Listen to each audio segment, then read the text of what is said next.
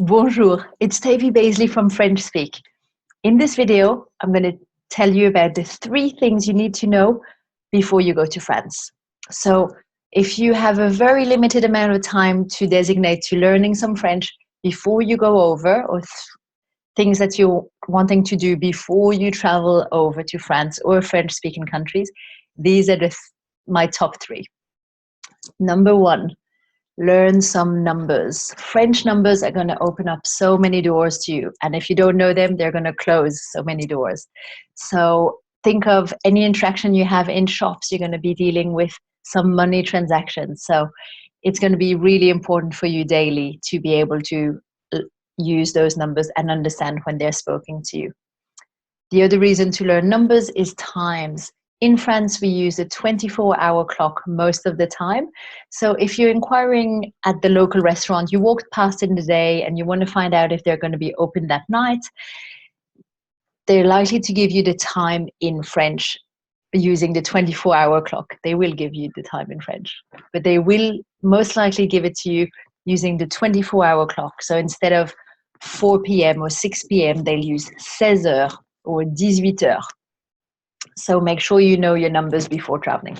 Numéro 2, that is worth spending time on, is your alphabet. And I know it's not something that someone's going to ask you in the metro to stand up and sing the French alphabet song, because no one needs to hear that, especially with my singing voice.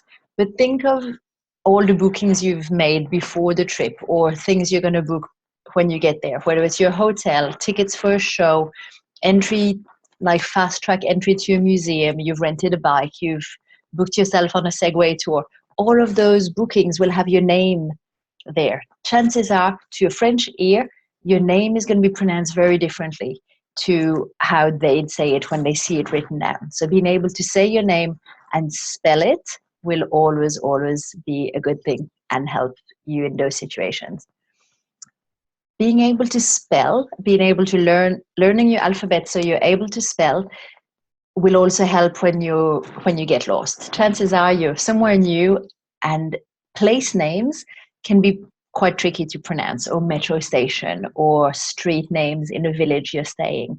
So if people don't understand you first time, you'll be able to spell out the word, and therefore they'll be able to understand you. Without the alphabet, your best attempt at saying the name might fall flat, and then you're totally stuck because you have no other tools. So try and do the alphabet. My third reason, if you need another one, is we use a lot of acronyms, just like in English. English-speaking countries use lots and lots of acronyms.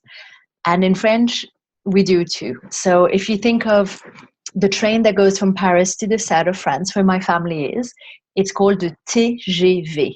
TGV. If you can't pronounce TGV, people in France aren't going to know what you're talking about. That's what it's called. It's the fast train. They never say the whole thing. They only ever use the acronym. So for the sake of being able to express and talk about a company name or different acronyms that are in the language, try and learn the alphabet so you can do that. Number 3, third thing you need to know is learn a little bit about the local custom, if you can. So there could be a whole book of etiquette written. There might be one already, but what I wanted to think about is a couple of ones I want to share with you today.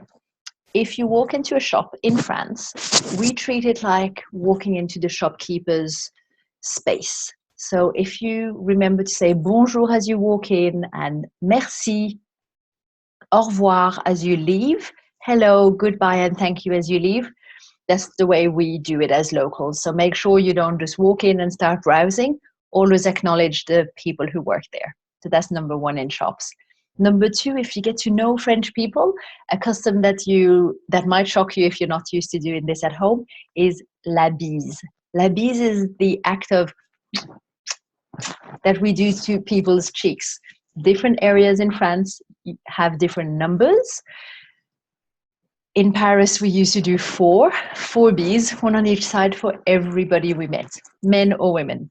And in the south of France, we only did 2. So just follow the lead of the other person. They're locals. They know exactly how many they're used to doing. but just be aware that that is a thing. So that's another culture tip I can share with you.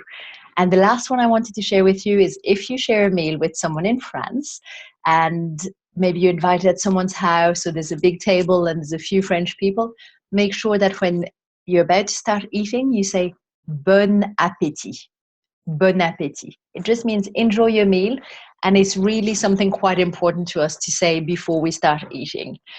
And before you start drinking, make sure you say santé, cheers, and keep the eye contact with the person you're doing cheers with.